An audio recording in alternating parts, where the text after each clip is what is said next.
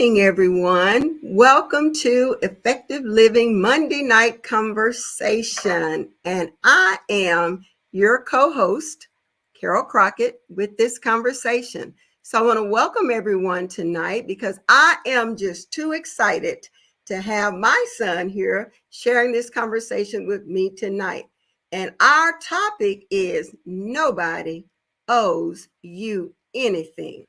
Well, first of all, let me start this off with Happy Father's Day and to all the dads, and of course, Happy Juneteenth.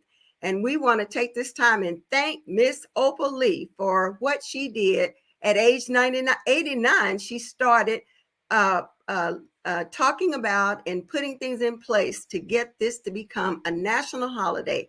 I heard she said that.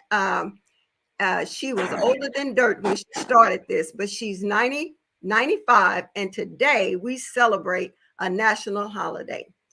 So first of all, let me say Happy Father's Day to all the fathers again, and then let me give a shout out to Coach Ricardo, our host, pastor friend, and just let me wish him a Happy Father's Day. And tonight, my son, Joe, my firstborn, we've laughed about that too many times, Joe Bowden, Happy Father's Day to you, son. And thank you for agreeing to be my guest. But I want to just say publicly, I'm so proud to be your mom and just all the things that you accomplished. But let me say something too before we get started, because we got a great conversation. From your kids, they said, Sydney and Cheyenne sent you a Happy Father's Day, and they said, jazz hands. I don't know what that means, but they say you would know what it meant. And then they said, Happy Father's Day to you, Dad. You're the best dad in the world. And thank you for everything you do. Then your son, Jalen, said, there's so much that I could say about this man. He's a man of God, a great husband, father, and son. He's one of the few people in this world who I can go to for anything. He says he's been there to cheer me during the high points and in my life, high points in my life. And for those, there's been times that you've taught him, corrected him during those low times. But he said living with him and the girls was always one of my favorite times of my life. And I just want to say, Dad, I love you and appreciate you. Welcome, son. How are you tonight? I'm doing great. Thank you for that. You're so welcome. Well, listen, before we get started, because I could talk a lot about you, but why don't you share with our audience a few things that you would like us to know that perhaps you can share? About me? About you. Yes, about you. I'm just a normal dude. You know what I mean? Okay. Man, that's all. I mean, I'm just a normal dude. I do what everybody else do. Get up, go to work. You know what I mean? Okay. I do the same thing everybody else does. So, that's about it. That's about it. Yeah. Well, Joe, welcome to the Effective Living. And in this community, we have 5 principles that we base our lives on: faith, fitness, finance, fun, and family. And so that is one of the main things that we look at. And so tonight, let's get started with this conversation because I've been looking forward to it. And it is nobody owes you anything. And Oprah Winfrey had this, she had this quote, and she said, you are responsible for your life. And if you're sitting around waiting on somebody to save you, to fix you, to even help you, you are wasting your time. Only you have the power to move your life forward. You will find, Coach said, you will find more success and happiness when you go through life not without assuming anyone owes you anything. And if we could just capture that, Joe, what do you think about that? If we could just capture that, it would change our lives, that absolutely nobody owes you anything. I mean, that's always a debatable topic, though. I mean, because it's we say that no one owes us anything, but I mean, let's think about that too and kind of break that down a little bit. To be Okay. honest with you, when All you right. say no one owes you anything, well, let's talk about how we get started or get to that particular point. So, Okay. for me, when you say that, it's you kind of disregard of you what you gave me, how you raised me, those Okay. type of things. So, I mean, when you say that, I mean, I think, everybody wants to have a good start in life, and it starts at the beginning. Once you come out of the womb, the direction you get, you're going to people that love you and help you and do all that. So I think that's kind of a debatable topic when you come down to it, because everybody start may not be the same. Mm-hmm. So I get what you're saying. No one owes you anything, but I think there's a starting point where I felt Okay. like, you know, as an infant, I believed that you owed me something. What I mean? So I Well, believe that you owed me love and, yeah. tried to guide me, and what I'm saying, until I was able to figure it out on my own. So I think that's the debatable part of it. Everybody may Okay. not have had what we had, or a family member to guide and lead them and all of that stuff. So their circumstances may be different. They didn't. They may have started off in a rough patch or behind the eight ball because they didn't get what what I got, or what a two-parent family may have gotten, or whatever it may be to help them steer them along the way. And Okay. then they kind of got behind the eight ball a little bit. So I think after you get going, I think that's when you can say no one owes you anything, once you have direction, or you chose a direction to go in a particular way. I think that's when you can start to say that no one owes you anything. But at the beginning, I believe that you owed me that, because I didn't ask to be here. You know what I mean? So I think you owed me that from the beginning. So I think that's what Okay. we gotta decide It on. separates right there, huh? Separates at that point, Yeah. and then once everybody get moving on, Right. then you can say no one owes you anything from that standpoint. So Well, let me come back with what Coach said too, because it does go along with what you said, and I guess I should have finished that. It says this is truly powerful, but the key understanding is that this is for you. The message isn't that you don't owe anyone anything, or no one owes you anything, but you're owed gratitude and respect, and I think that's what you're saying. And as parents, we are responsible for giving you a foundation. right, Basically, is what you're saying. We're responsible for that. And so there is a benefit. And the Bible does tell us to owe no man nothing but love. And I right, think as parents, if when we love our children, and we want to bring them up and like you said, give them a start somewhere. So right, I think we're kind of on the same page, because that is true. We, as parents, to a certain, we're responsible for giving you some foundational principles, right? right. Yes, Mhm. yes, that's what we're saying. So Oh, okay, so we agree, but and it's okay. I think we have to learn to be thankful for the things that that we have and that parents have given you. And sometimes it is difficult when children don't start out on the same playing field. Like you say, you've been blessed, and we've got a great family, that has kind of passed down those kinds of things to us. But I think we do have to take into consideration that other children may not have started out. But I also think that after, like you said, after you get rolling and you kind of get an idea about what life is about, and you reach that point where you realize that if you don't get out there and do something for yourself, it may not happen.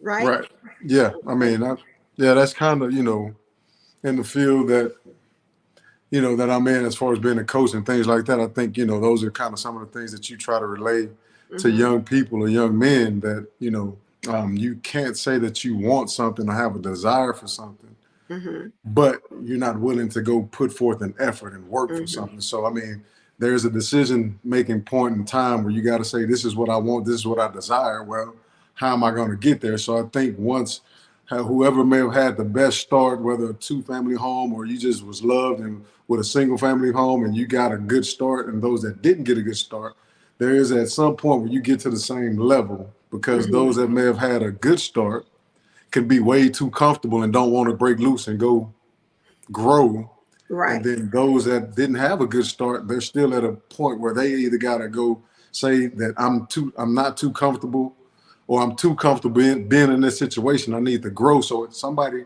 at some point in time, regardless of whatever spectrum that you come from, you're going to have to Mm-hmm. make a decision to say, I want to grow Mm. and go to something. So I just think it's where, you hit those crossroads, you know, Mm-hmm. and because you can be too comfortable Mm-hmm. in either situation and not willing to grow. So Mm. I think that's the biggest thing too. So And that's interesting that you said that. And I'm gonna say hello to some of our listeners. Hey, Nikki.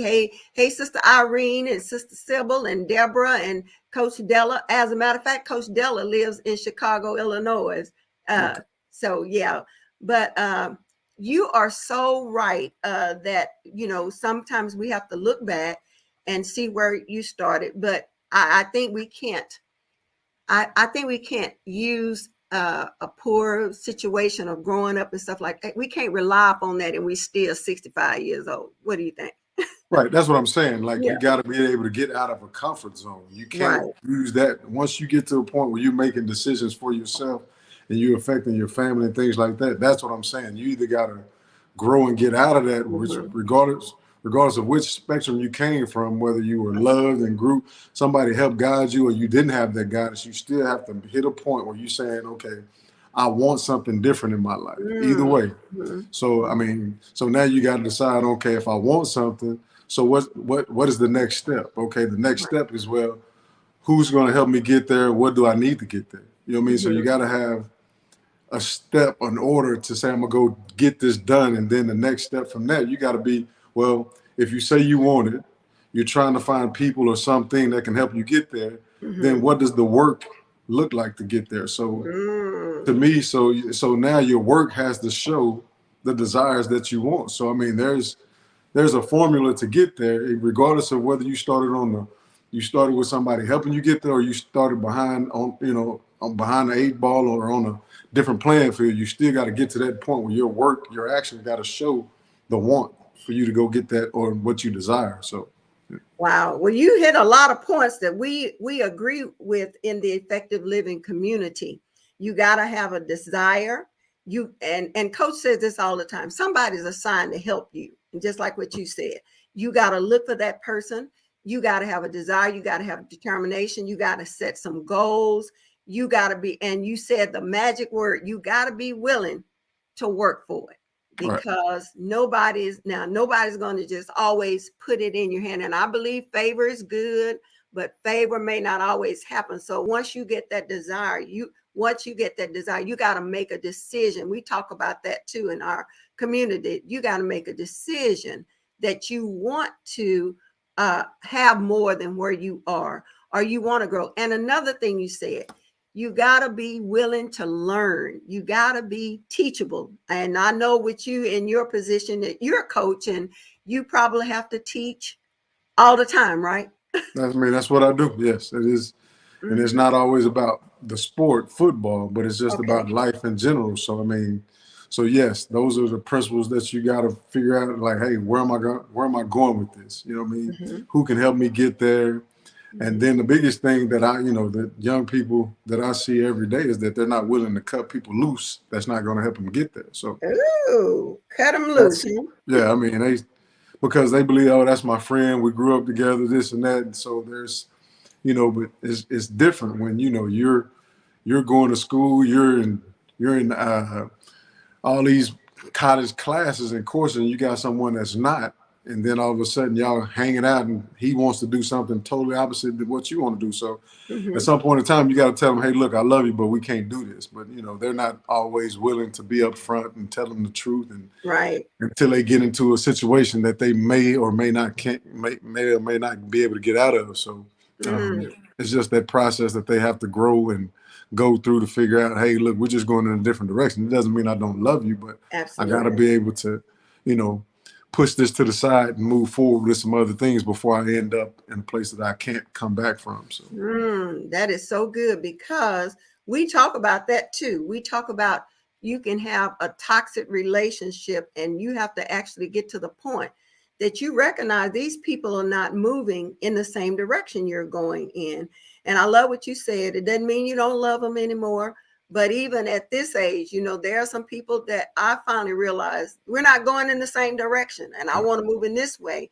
And I still love you, but I don't have to just continue to move in that direction, especially if you're not going in the same direction that I'm going in. So right.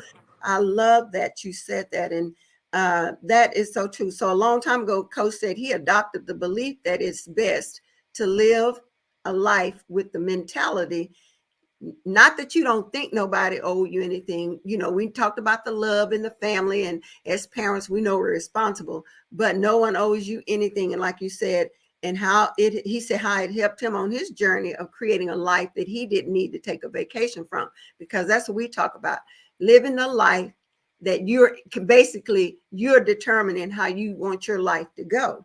And so he was saying that, if you make up your mind that you want to live a life, not always looking for someone to hand you out something now, but like you say, but look for those people who can help you and Right. get with those people. And I'm a firm believer, if somebody's assigned to help you, sometimes you got to stop and listen and take some advice from them.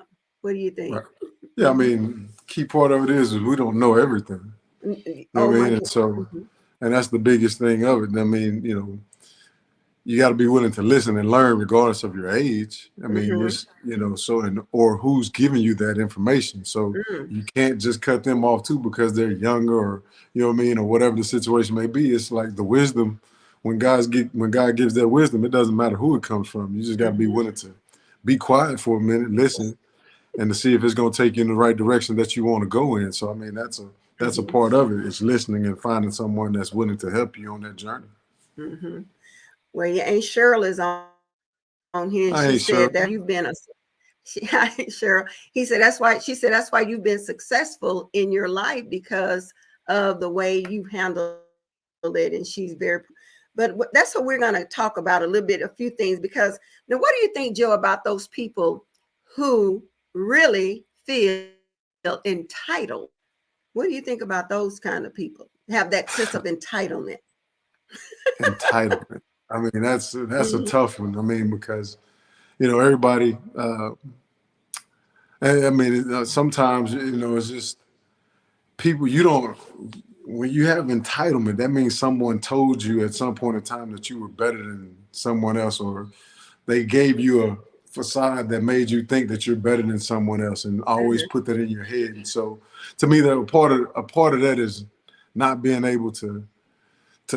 I should say, how can I say that? Well, I mean, like, you never been humbled enough to be able to say that, you know what, I still got some growing to do, or I'm looking at this in the Mm. wrong way. I mean, I think that's the biggest issue, is that you just, haven't been humbled enough, and you just don't Mm. realize that that is a tough one, you know what I mean? Because there's so much that's a whole different subject right there, to a Uh-huh. whole different hour to go through the Okay. entitlement of it. I mean, because it's just, because I think that it can start at the person itself, but it had to Mhm. be rooted somewhere else, though. Someone else had to help that particular part of that person grow Mhm. because of the people around them. So, and I think that's one of the things, that entitlement, not having someone around you too that can tell you, you know what, hey, you're out of line, man. So I think Mm. that's a thing, as far as the people that you keep around to keep you grounded, to help Mhm. you get to certain places. I think you got to have people around you that can tell you, hey, look, you're out of line. That's going too far, to be able to Right. pull you back. So when you don't have that, you get that sense of entitlement that I can go do and say whatever I need to. So how Mhm. that can end up also. So that's a Mm. really good one and a tough one to get through. So Yeah, like you, sometimes people who feel entitled, they think that somebody, like you said, owe them something. They've been somewhere. They think that they've been treated. They have to be treated special. And I love the fact that they think that all the focus and attention is really about them. right. I have to have self-love, but you can almost have too much of that. And so do you think there's a difference between being entitled and, oh, one other thing, and sometimes people feel entitled, they get all upset when you tell them something, and they overreact and act out and things like that. So but do you think there's a difference between so Coach Della asked, do you think it's a difference between entitlement and being privileged? Think there's a difference? Yes, I do. I Okay. do believe there is a difference. All right.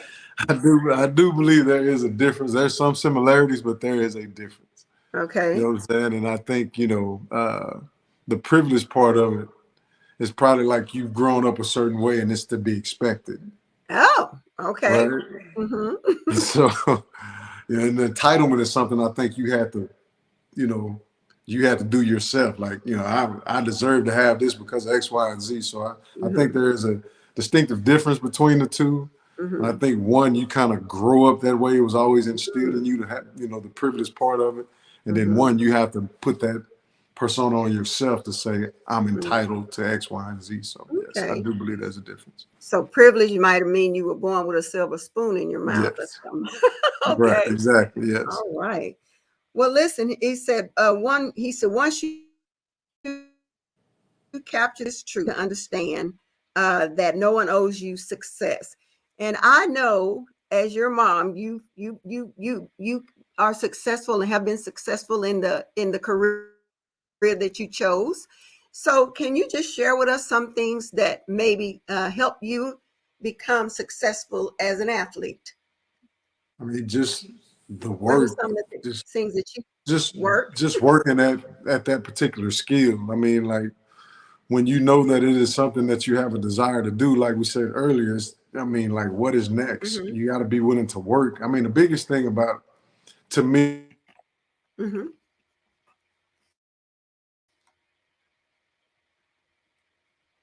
You froze up.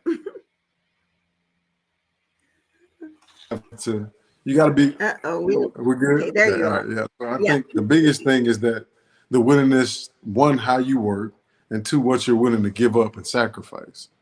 The biggest Oh, thing. okay. For just to kind of keep it short and simple, your willingness to Mm-hmm, work and the ability to sacrifice. So mm-hmm, there are some things that you have to be willing to give up, and people, and players do it all the time. Hey, oh, I love the game of football, or I love this and that. Well, I mean, when you say you love something, you got to be willing to give up something. So I think that's where everybody got to understand that when you use that term, that four-letter word, you got to mm-hmm, be willing to sacrifice a whole lot of things. I can't go to this party. I can't go hang out. I got to go. You know what I mean? So you got to be willing to sacrifice and give up some time, some family, all kind of things. When you practice on Christmas or you play on Christmas Day or Thanksgiving and holidays, you miss birthdays. You got to be willing to give up some things when it means something to you like that. So mm-hmm. there is a major sacrifice when it comes to being successful at the thing that you want to do.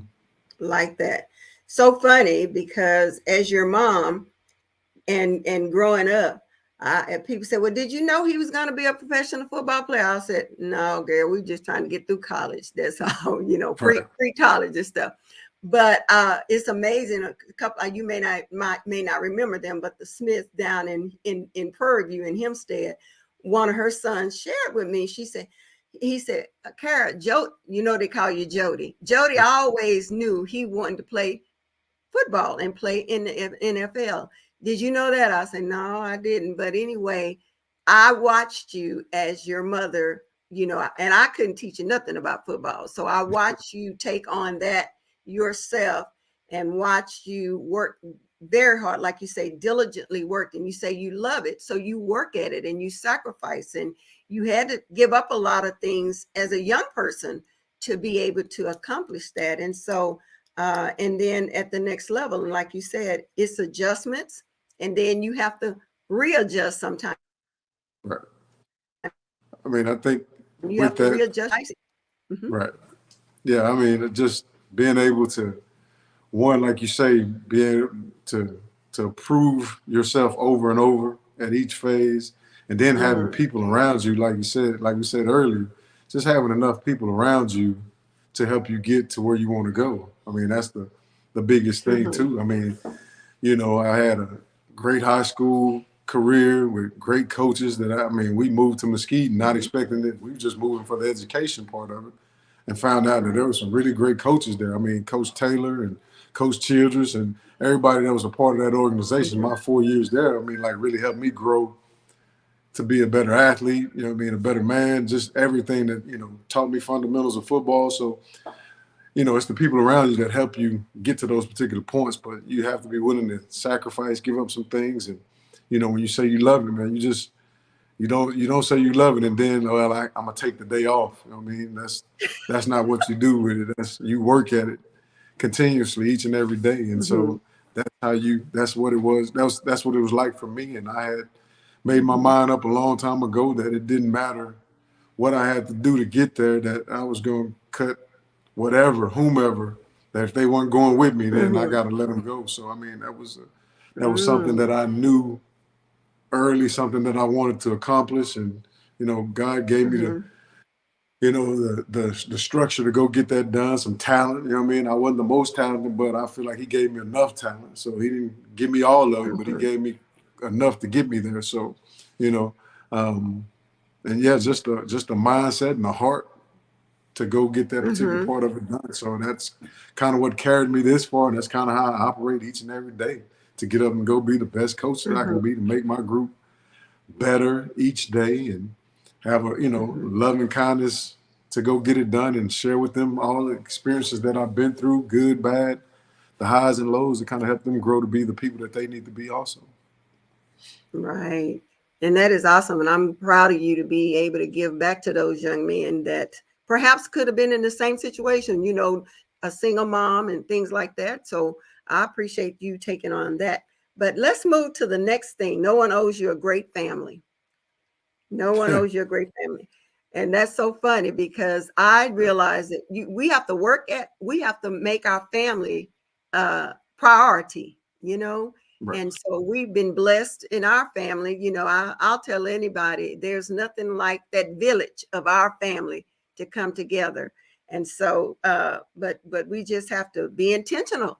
We, like I said, those 5 areas we work with, those are the things that we have to constantly look at. And sometimes you got to readjust, because and my favorite thing is, you don't parent 15-year-olds the same way you have to learn how to parent an adult child. So that's, part of the adjustment too, that sometimes parents think, and I probably might have been like that a little bit early on, but I finally learned you can't parent young adults and adult children the same way you did when they were little bitty. And so anything you want to add, anything to, as far as being successful, having a successful or a great family? Well, I mean, that's the part of, why I'm where I'm why that's part of why I am where I'm at today. So, it's because of the Mm-hmm. family. You know what I mean? That's where it all Mm-hmm. started for me. So again, this goes back to that particular start. No one owes you a great family, but it helps you out a lot if you got one. So, I mean, so I can't, I can't speak on not having one. I am so blessed and thankful to have one, because they care and they Uh-huh. work at it, like you're saying, being intentional about what they do. I mean, it's just Mm-hmm. a lot that memories, and from all my uncles that may have passed away, and from my grandfathers, and so there's a lot of memories there for me. So, but Mm-hmm. again, regardless of how the highs and lows went, the ups and downs, the goods and the bad, I just remember that the family came together. So that's all Absolutely. I really know at the end of the day. So like I said, I can't speak on behalf of not having a good family, but I do Mm-hmm. understand the importance of having a great family behind you, and willing to go and help and show up when it's time. So I mean, that is critical. That was critical for me growing up. Mm-hmm. So that is a part of my foundation, and why I am the man I am today, because of my family. So without that, I don't know where I would probably be from a family structure if I didn't have that particular aspect growing up. So, Mm-hmm. Well, thank you, Joe. We appreciate that. But yeah, well, let's move on to, and I don't forget, you talked about that cool uncle with the Monte Carlo, and oh but yeah, you're that cool absolutely uncle. Yeah, right. But I, also, I don't think that cool uncle is the best barber. What do you think? no, he was terrible. I mean, that don't mean they don't do terrible things to you just because you love him in foundation. Yes, he was terrible. You know what I'm saying? How a dude gonna cut all my hair off in the '70s when the afros was in? He cut my stuff to look like it is now. So I mean, maybe he knew I was gonna be bald as I got older, but he did it at the wrong time. When I was Uh, young, what, 8, 9 years old, he cut the fro off, and now I'm looking crazy. So yes, I mean, that's what family is, though, right? So we had a good yeah, time. You know yeah, what I mean? good, He's the one of bad, those. and the He's indifferent, one. huh? Yeah, no doubt about it. You know what I mean? And like I said, he was one of those. He was that. He was that. I got two of them uncles that I really associated with. You know what I mean? And so that Uncle Ray and that Uncle Rob, well, them dudes was, I kind of followed in that path a little bit about them two dudes. So, they kind of, taught me a lot. You know what I mean? Uncle Ray and Uncle Rob, they taught me a lot and gave me a lot of good wisdom along the way. So I appreciate them. Like I said, I mean, I had great uncles, all of them. You know what I'm saying? Even the ones that married into the family. I mean, I got some, I got some really cool uncles, though. You know what I mean? So it's been good having a family of really awesome uncles where you can count on, lean on, and you know, guide you. And there's nothing too important or nothing too big where they won't make the time to kind of reach out to you and talk to you and help you with your guidance. So I mean, like I said, I've been blessed to have a lot of great uncles along the way. So Mhm. Well, all right. And then what about phenomenal friendship? No, nobody owes you phenomenal friendship. you know what I'm saying? Hey, I mean, before I move on to that, I would be wrong not to talk about my wonderful aunts along the way too. So I don't want to okay, get get beat him up some because I got credit. yeah, 'cause I got a little mean No one over there cookies named either. Doreen. You know what I'm saying? She used to come out and fight for me when I was little. So I better make sure I, talk about the cool Say aunts that I something. got too. So I mean, saying and Doreen, like I said, Aunt Cheryl, everybody that helped me along the way, even the ones on my dad's side, my Aunt Helen and Aunt Gay Gay Yeah. and all, everybody. So, it's I've got some cool aunts, man. Like I say, the family part of it is just awesome. And then, just the fact from that grandmother that I have, she's a monster. She's a beast. So I just love, her personality and how she operates. So, but yeah. So anyway, the friendship thing. So Yeah.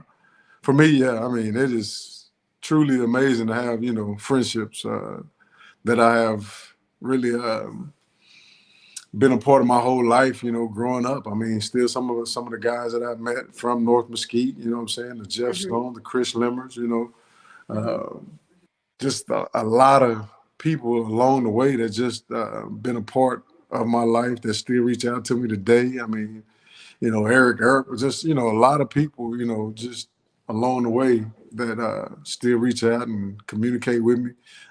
So that's an awesome standpoint. I mean, then I got those that I went to college with now. Those were the ones that Hmm. kind of, that made everything right there, you know what I mean? Because they were the ones that you went through the fire with for 4 years, you know what I'm saying? So the Corey Mayfields, the Mike Coates, you know what I mean? And so, it's just, those guys, the Frank Belevins, just everybody that you kind of went through the college with. I mean, we went through a great phase where the 90s music and college and all of that stuff. So I mean, we had a really good time, but like those friendships are just as important to me today are they as they were back then. And Hmm. we don't maybe talk as much as we used to and things like that, but that friendship is a loving friendship and they're like brothers to me. So I didn't have any brothers. I'm the only one, but those guys are like brothers to me to this day. So I mean, all of them, like whether I play, the Chris Wilson, all of those guys are just good people, and Reggie Barnes, and just everybody along the way that just kind of helped that friendship grow. But that Mike Coates and that Corey Mayfield, now I mean that's They're them like boys are brothers, different right huh? there. Ah, yeah, them boys is different Uh-huh. right there Uh-huh. now. So yeah, but Yeah, yeah, that friendship is a major thing for me. it So is is. And when you can look back and find friends that you've had along along your years, I think that's great. If I got one or two, I can go back to high school. Like you say, you don't talk all the time, but when it comes time that what you need and when we need to come together and pray for one another or support one another, they are there. And some friendships, like you said with Mike and Corey, they actually become a part of your family, and that's putting in time with each other. I'll never forget the Coates, how they basically took care of you guys. Miss Coates, I mean, ironing y'all clothes in college. I could not believe she was ironing you guys clothes like that. But great people, and yeah. that's what I'm saying. When you got friendships like that, that those people, they didn't just say that's my friend and do nothing. It takes work to be able to be, connecting with. I think it takes connecting with one another as well, and having that kind of communication. So yes, some friends like Shirley turn into our family members. They've been around so long, but that's because it's a two-way thing. It's giving to one another, checking on one another, calling one another. And like you said, it don't have to be every day, but you're going to find yourself circling around, communicating with them. And Joe, talk about strong faith. What is your faith meant to you? As far as nobody owes you, strong faith. Yeah, I mean, that you got to have it in this lifetime, don't you think? I mean, just look at the world and what's happening around us, man. You better have some faith. You better have some hope. You know what I mean? And I think, again, this is what happens from the start, though. I mean, this is how I was raised. So this is something I've been practicing my whole life. This is not something that's newly found. This is something that I've been practicing my whole life. So again, this helped me from the start because I had a foundation of family, friends. You know, the word of God was the foundation. So believing in that Bible wholeheartedly, regardless of if someone knew it better than I did or whatever the situation may be, it's just the fact that believing in that word is the truth, and that if I lived out by that, I would be successful. So that is one of those things that I hold dear to my heart, is because, I mean, I still feel like, as everybody, I'm still growing in the word.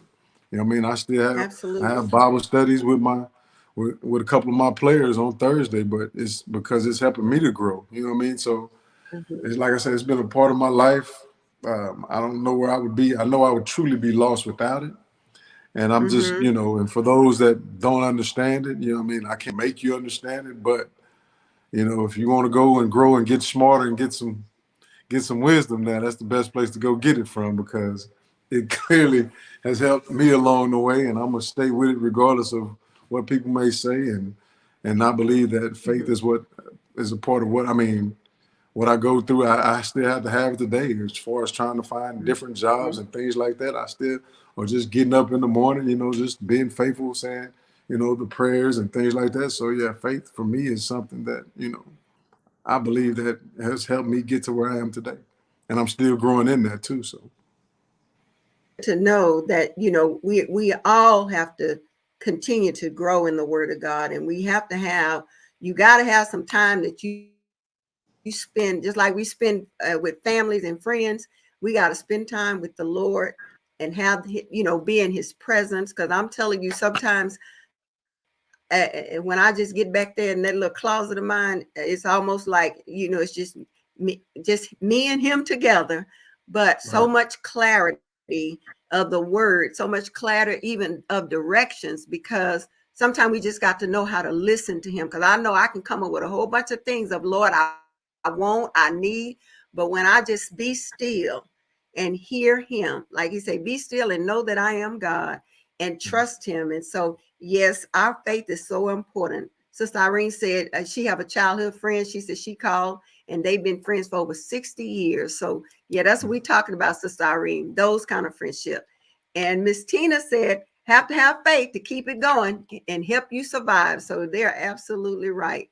So, and not to mention, Joe, like you said, that wisdom, I'm telling you.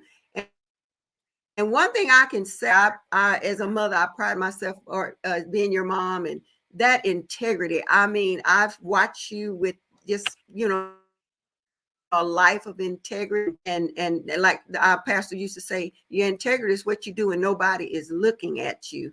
And so I appreciate that, and like faith that you have in the Lord. And I know that, the foundation has come from my mama, your grandmama, and things like that. And that's how we've continued to have a generation of strong faith. And everything don't go the way we want. And like you say, there's been some ups, some downs, and some disappointments and everything. But you know how to go back to that solid rock in Jesus, right? That's the key to it, though. I mean, because everybody got to understand, you're not perfect. No one's perfect. We're gonna make mistakes. We're gonna fail. We're gonna, you know what I mean. So when it does happen, then where do you go from there? You know what I mean. So And I, like you say, it's all about the foundation that you've been set. Like, that God is forgiving. He's love, and once you understand that, hey Lord, how can you help me be better? You know what I mean? And so, and it's just by having that simple conversation with God. I mean, because sometimes He revealed things to you, like you say, you go to the closet. Sometimes I could be on a treadmill and he or riding a bike trying to get some exercise in, and He'll give me that word, or like, hey, you need to write this down, or something, so on how to live. So, and I think for me, the biggest thing too, like, is really, are starting to turn, is that now we're coming, I don't know if we're coming in or going out of this COVID thing, but just being able to be back in the church is the biggest thing, though. You can get so caught up in watching it on TV and things like that, but it's just being in the place, being in the house of God, you know what I'm saying, and seeing it, up close and personal, you know what I mean? And so, and when you get to that point, I think this has been big coming out of being on lockdown and all of that stuff, and we're back to going and things like that. So, I mean, it has really been good, you know what I mean? And so it's that just being faithful, getting up, going to church and hearing the word, and continue to grow in the word. And hey, if you've done something, hey, ask for forgiveness and keep growing, you know what I mean? And so, because we're not perfect, but that is a part of the faith that I would much rather live by than to get to the end of the world and be like, oh, there is a God, and didn't know Him. I'm all for that one right there. So I much rather go ahead and stay faithful, read this word and grow in it, and get to the end of the world and be like, well, I sure hate that y'all didn't know it was a God, and I done my part. So, I'm gonna keep living that way. Like, I'm gonna keep reading and knowing that there is a God, because I ain't gonna be one of them that get to the end and be surprised at this thing. So.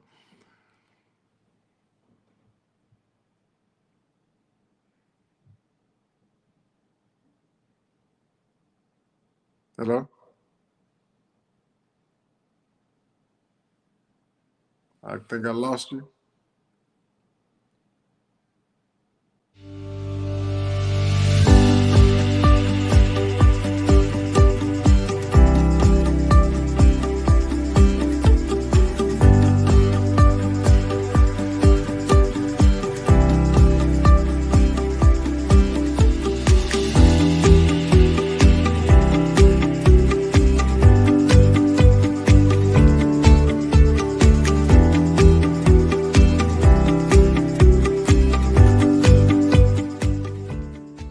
Are you looking for a captivating speaker for your next group meeting or event? Book Coach Ricardo Miller. His turnaround story is inspiring, and as a leader's leader, he is committed to holistic development.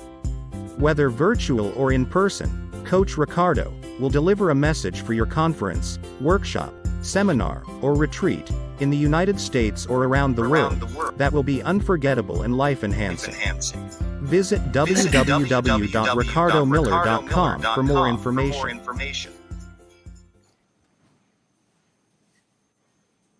Hello. Oh, so we lost her? Yes, Miss Carol, she lost her connection for just a second. Okay. So I'm going to fill in. Okay, perfect. until she's able to come back. Gotcha. So so we've been talking about nobody owes you anything, and the honor and the privilege when you have the various things that you get to have in your life.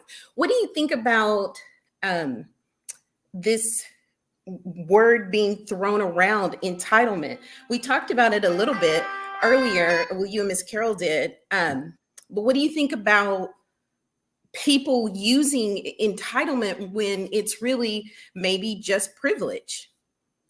I mean, like I said, this was a hard one, a few minutes ago, because nowadays people are looking for the easiest way to get something. Mm-hmm. I mean, and so I think, they're just playing the game to try to find a way to, make the quick fix or get something, be successful quickly or whatever. But I think the biggest thing, though, is that, you at some point in time, you'll figure it out, though.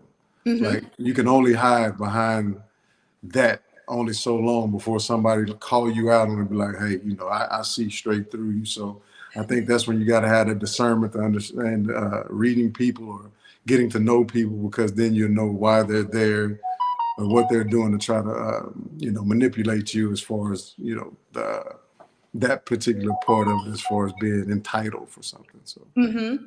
So, what is your advice to people to not have that entitlement or to have that attitude of, people owe me this or they owe me that? What would you tell people, especially like the guys that you work with? I would say why. I would just ask the question, why do you think someone owe you something? Mm-hmm. You know what I mean? So in the job that I'm in the field that I'm in, so I work with a dude that has 122 sacks in the NFL. He's one of the top great pass rushers in the NFL, but one of the most humble people that I see every day. Mm. So if you walk into a building and your coach has 122 sacks on a level that you haven't even attained yet, how are you going to be entitled to something? Mm-hmm. So the question I would ask, why? Because the one thing that we have grown to realize is that no job really needs us. They can go find someone else, regardless of what field. Right. So why do we think that if we stop doing it, that everything's going to stop? No, I mean, I've been retired from the NFL since 2000. Guess what? There's been a whole lot of game in 22 years since I retired from the game of football. So that's what I'm saying. That would be the first question that I would ask somebody. Is like, why are you feeling like you're entitled to something? And tell me why, because I can tell you probably a lot of reasons of why you shouldn't be that particular way. So that would be my first thing to ask them, is why do you feel that way? So. Mm-hmm. And it's about perspective, right? Because if you are walking around like with a chip on your shoulder that somebody owes you something, not understanding that everybody is replaceable at any given moment, then you've got the wrong perspective, and it will have you to have the wrong attitude and to walk in this mindset of entitlement.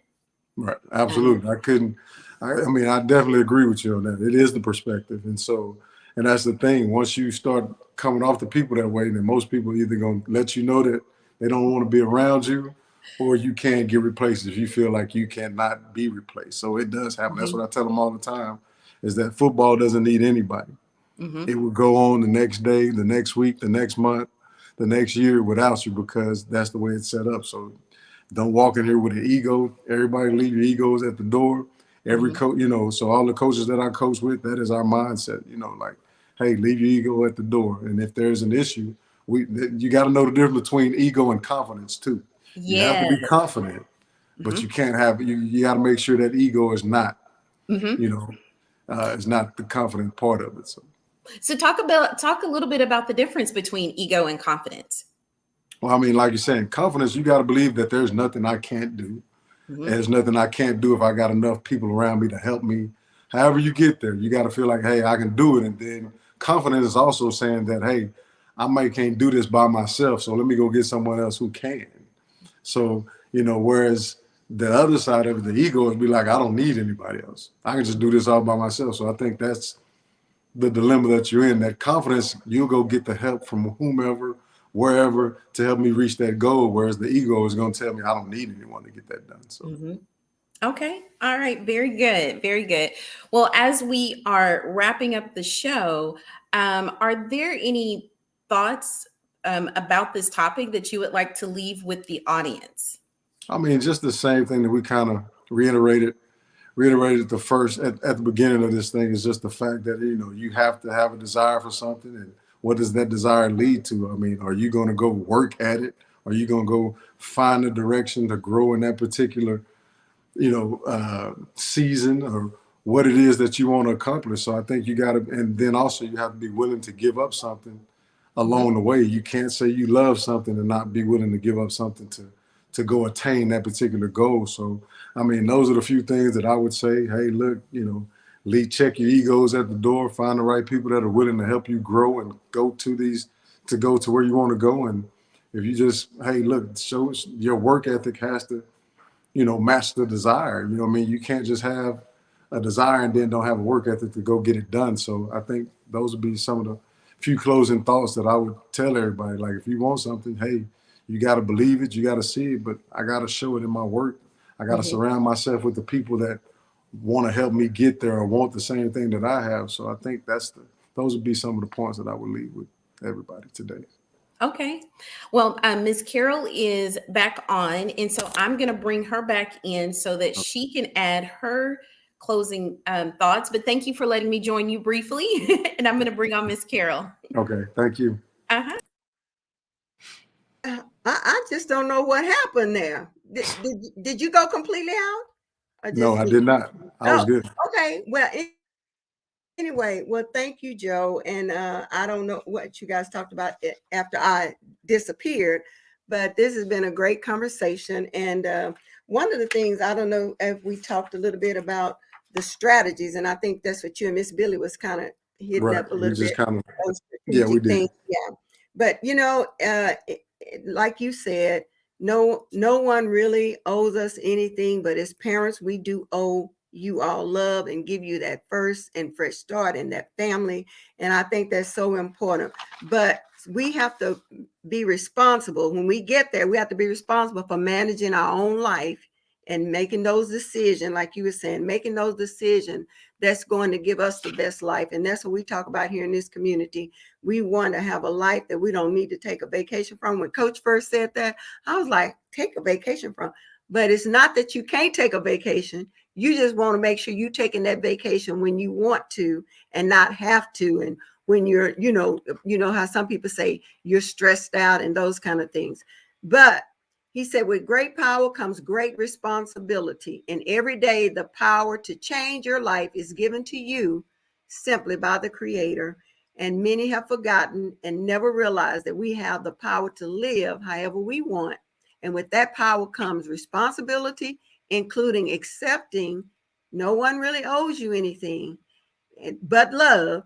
But you have to take on that responsibility. And we have to I just think that when we can learn to have gratitude and be appreciative and look back over our lives and thank God for what he's, like you say, the good, the bad, those things. But I bet you in every experience in life, we've all grown from something. I believe God wastes nothing.